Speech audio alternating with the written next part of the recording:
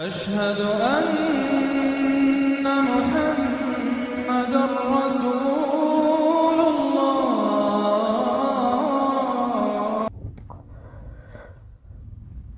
تو آپ کا لباس گندا ہے، آپ کا برقع گندا ہے، اور آپ کی بیٹیوں کا چپکنے والا کپڑا بھی بہت گندا ہے. اچھا، یہ چپکنے والے کپڑے پہننے کے بعد بھی ان لڑکیوں کے خیالات بھی گندے ہو جاتے ہیں.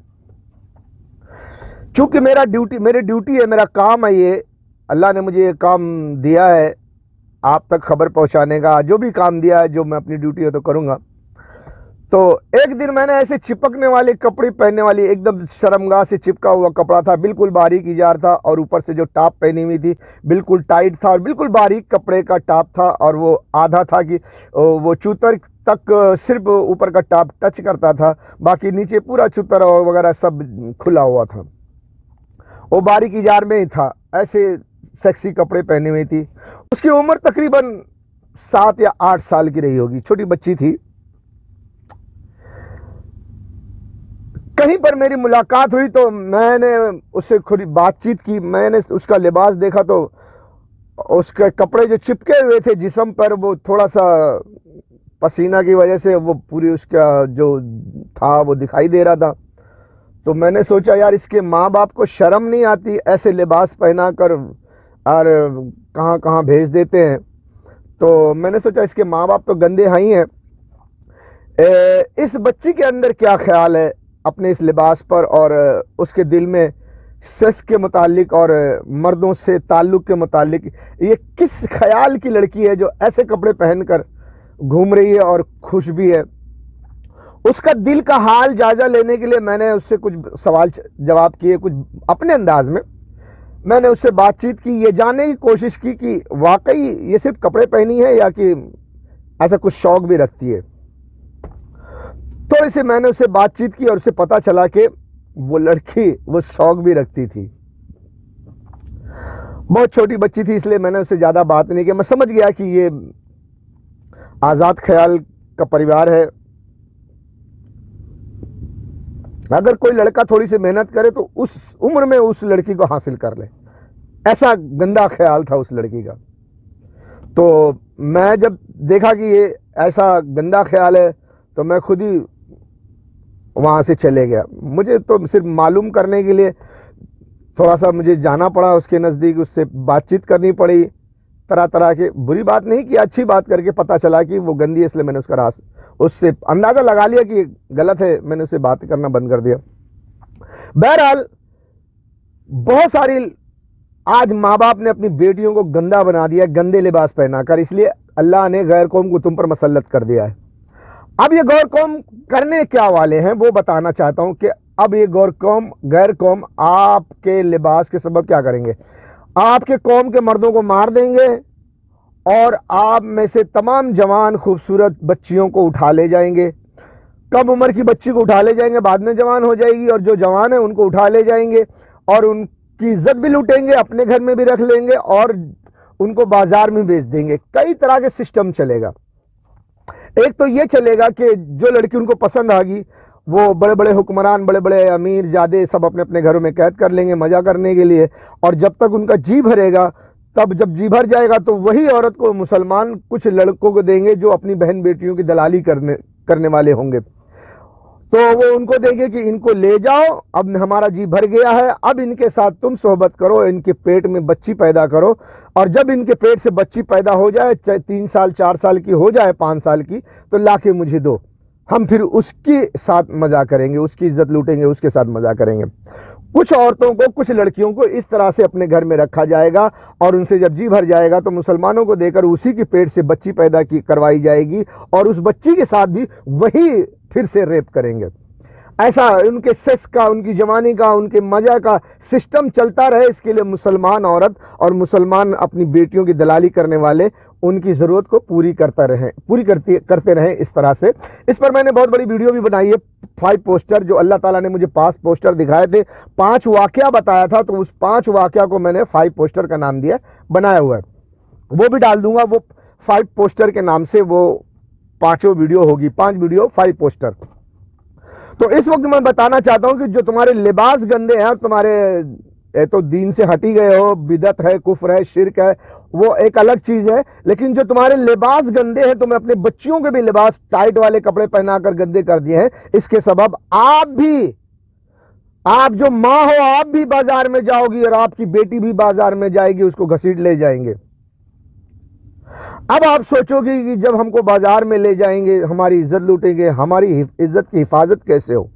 ہماری قوم کے مرد کہاں ہوں گے؟ آپ کے قوم کے مردوں کو مار دیا جائے گا، ایک ایک مسلمان علاقے میں حملہ ہوگا اور وہاں کے مردوں کو مار دیا جائے گا، آتنکوادی کہا جائے گا، ان کو مار دیا جائے گا، جیل میں ٹھوس دیا جائے گا، پھر جیل میں لے جا کے مار دیا جائے گا، کسی کی لاش ملے گی، کسی کی لاش بھی نہیں ملے گی، پروپیگنڈا سب کیا جائے گا، یہاں کا آتنکوادی وہاں گھس گیا، وہاں کا آتنکوادی وہاں گھس گیا، ایسے ایک علاقے کو مارتے جائیں گے، صاف کرتے جائیں گے، مردوں کو مارتے جائیں گے، لاش بھی غائب کرتے جائیں گے، جیل میں ڈالتے جائیں گے، مارتے جائیں گے، جیل سے بھی غائب کرتے جائیں گے، کسی کو کسی کی لاش ملے گی، کسی کو کسی کی لاش بھی نہیں ملے گی۔ بات سمجھ میں آئی؟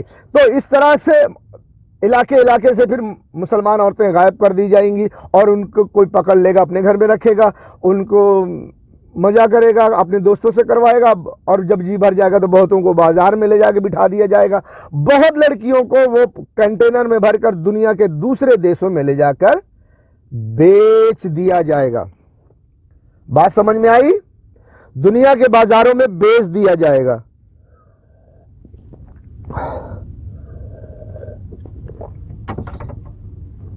آپ کے عمل کے سبب تمام مولویوں سے پوچھ لو کہ جب قوم ظلم کرنے لگتی ہے تو اللہ اس پر ظالم بادشاہ کو مسلط کر دیتا ہے، ظالم قوم کو مسلط کر دیتا ہے، پھر اسے تباہ کر دیتا ہے۔ لیکن مسلمان عورتوں تمہاری تباہی کی ایک وجہ اور بھی ہے، وہ بھی سن لو، کیونکہ تمہارے ساتھ صرف تم ہی بری نہیں ہوئی بلکہ تمہارے ساتھ مسلمان قوم بھی برے ہیں، مسلمان علماء بھی برے ہیں، گندے ہیں، لوگوں کو خود بھی گمراہ ہیں، لوگوں کو بھی گمراہ کرتے ہیں۔ تو مسلمان مرد بھی دنیا کی دولت میں کھوئے ہوئے ہیں کہ کیسے تو میں دولت کماؤں، نہ اپنے بیوی بچوں کو دیکھتے کہ کیا لباس پہن رہے ہیں، کیا حرام ہے، کیا حلال ہے، اسلام کیا کہتا ہے، کیا نہیں کہتا، سب کچھ نہیں، جو مرضی آئے کرو، وہ پیسے کمانے میں لگے ہوئے ہیں۔ مسلمان مولوی اپنی قوم کو خوش کرنے والے فتوے دیتے ہیں، چاہے بھلے اسلام کے خلاف ہو، ان کو اللہ اور رسول کا کوئی پرواہ نہیں۔ اور جی ہمارے مولوی صاحب جی کہتے ہیں، اور جی ہمارے پیر صاحب نے ایسا کہا، اور جی ہمارے بابا صاحب نے ایسا کہا، اور جی ہمارے امام صاحب نے ایسا کہا، جبکہ اپنے ہر معاملے میں یہ فیصلہ لینا چاہیے کہ اللہ اور اس کے رسول محمد صلی اللہ علیہ وسلم نے کیا فرمایا ہے۔ سمجھ آ گئی؟ تو آپ اللہ اور اس کے رسول کو نظر انداز کر رہے ہو، دین اسلام کو نظر انداز کر کے بے حیائی بری باتوں میں پڑ گئے ہو، دنیا میں پڑ گئے، اس لیے اللہ نے تم کو ختم کرنے کا فیصلہ کر لیا ہے۔ اچھا، اب ختم کرنے کا فیصلہ کر لیا ہے تو یہاں سے میں آپ کو بتاؤں گا کہ اسلام کا کون سا فرمان ہے، کون سا قانون ہے جس کے تحت اللہ تعالیٰ قوم کو ختم کرتا ہے، یا پھر قوم کو جب قوم توبہ کر لیتی ہے تو پھر اس کو عروج پر لاتا ہے۔ ایک سسٹم یہاں پہ اللہ نے یہ بھی فٹ کیا ہوا ہے۔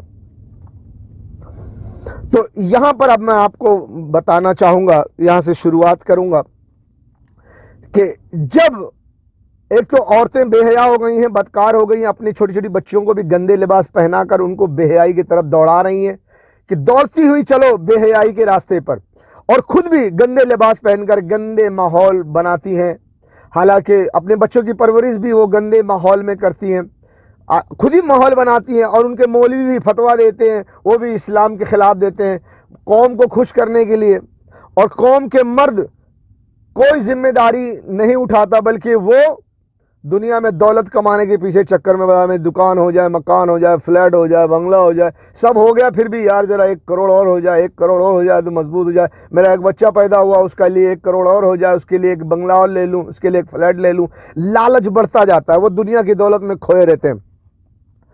تو اس طرح سے وہ قوم جو ہے دولت کمانے میں کھوئی ہوئی ہے، علماء قوم کو خوش کر کے اپنا روٹی روزی دکان چلانے میں وہ ہیں، اور عورتیں اس وقت فری پائی ہوئی ہیں آزاد خیال کی، بالکل گندے لباس، گندا میک اپ، گندا گندا گندا گندا ماحول بنائے بیٹھی ہیں اور اپنے آپ کو بالکل بے حیائی بدکاری میں ڈال چکی ہیں۔ اسی لیے اللہ نے غیر قوم کو مسلط کر دیا ہے۔ اب وہ تمہارے مردوں کو مار کر کاٹ کر تم کو عورتوں کو اٹھا لے جائیں گے، خود بھی مزے کریں گے، اپنے دوستوں سے بھی مزہ کروائیں گے اور کنٹینر میں بھر کر اپنے دوست ملکوں میں بھی بھیج دیں گے، یورپ میں، امریکہ میں، برٹن میں، فرانس میں، اسرائیل میں، سب جگہ جہاں وہ چاہیں گے عیاشی کے اڈے میں دنیا بھر میں بانٹ دی جائیں گی۔ اب جو ہے یہاں آپ کی تباہی ہے، ٹھیک ہے، آپ کی تباہی بربادی ہے۔ اب آپ سوچیں گے یار بچیں کیسے؟ آپ نہ اپنے مردوں کو کنٹرول کر سکتی ہو، آپ نہ اپنے علماء کو کنٹرول کر سکتی ہو، اور سب سے زیادہ تکلیف عورتوں کو ہوگی۔ اور جو اس وقت معصوم بچیاں ہیں 12-13 سال کی ہیں، ان بیچاریوں کی تو بہت برا حال ہونے والا ہے، اور انہی کو تم نے گندے لباس پہنایا ہوا ہے، انہی کا برا حال ہونے والا ہے۔